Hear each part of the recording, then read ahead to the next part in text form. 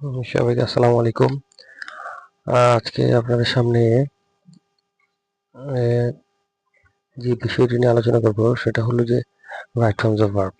So grammar rules বা অন্য কোনো আলোচনা না, আমরা আজকে একটা কাজ করব, সেটা হলো যে আমরা বিগত 2024 সালের ঢাকা বোর্ডে যে রাইট ফর্মস অফ ভার্বটি এসেছে সেটি একটু সলভ করব।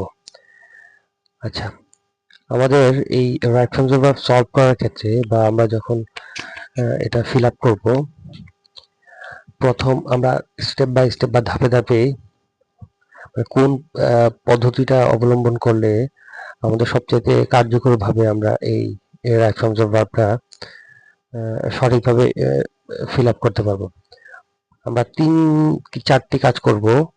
প্রত্যেকটা অ্যান্সার করার পূর্বে আমরা একটু ভেবে নেব। যেমন প্রথম কাজ হবে যে টেবিলের ওয়ার্ডগুলোকে আমরা ভালোভাবে পড়ে নেব। টেবিলে যে ওয়ার্ডগুলো আছে সেগুলো ভালোভাবে পড়ে এবং এর অর্থটা মাথায় নিয়ে নেব। যেমন এখানে যে শব্দগুলো আছে, যেমন আছে হলো এখানে entertain, order, need, become, take, make, want, wish, be, arrive. So আশা করি শব্দগুলোর অর্থ বা শব্দগুলোর সাথে আপনারা পূর্ব পরিচিত। সো এবার নেক্সট স্টেপ যেটা হবে সেটা হলো যে প্যাসেজটা পড়ে প্যাসেজের টেন্সটি আইডেন্টিফাই করে নেব। আমরা একটু দেখি প্যাসেজটা পড়ে। এখানে প্যাসেজটি a birthday party is arranged to celebrate the day when one was born. It was okay.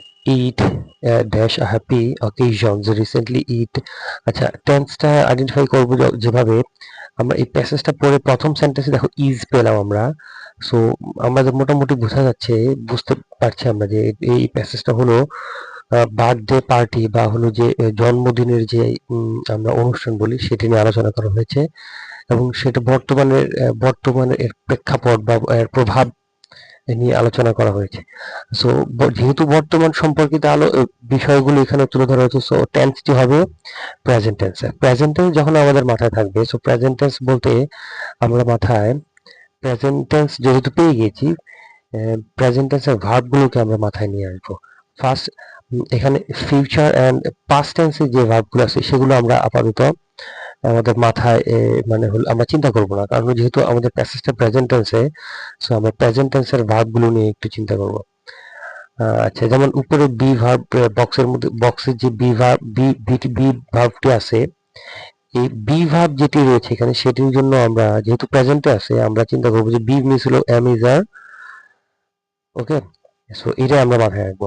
So এবার আমরা স্টেপ বাই স্টেপ আমরা এটা একটু সলভ করি, দেখি কি হয়। আচ্ছা, আরেকটা বিষয় সেটা হলো যে প্রত্যেকটা আমরা যখন ভার্বগুলোকে মানে সিলেক্ট করব, একটা জিনিস মাথায় রাখবো, সেটা হলো যে সাবজেক্ট যেটি রয়েছে ভার্বের সেটি কি অ্যাক্টিভ সেন্সে রয়েছে না প্যাসিভ সেন্সে রয়েছে, এই বিষয়টা একটু মাথায় নিব।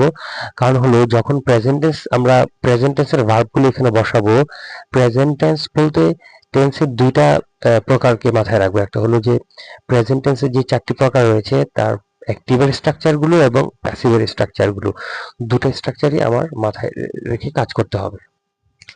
ওকে, আমি যেটি করেছি সেটি হলো আমি এই ভার্বগুলো বসিয়ে নিয়েছি, কারণ হলো ভিডিও অনেক বড় হয়ে যাবে এই জন্য। আচ্ছা, আমরা দেখি যে এই birthday party is arrange to celebrate the day when was born.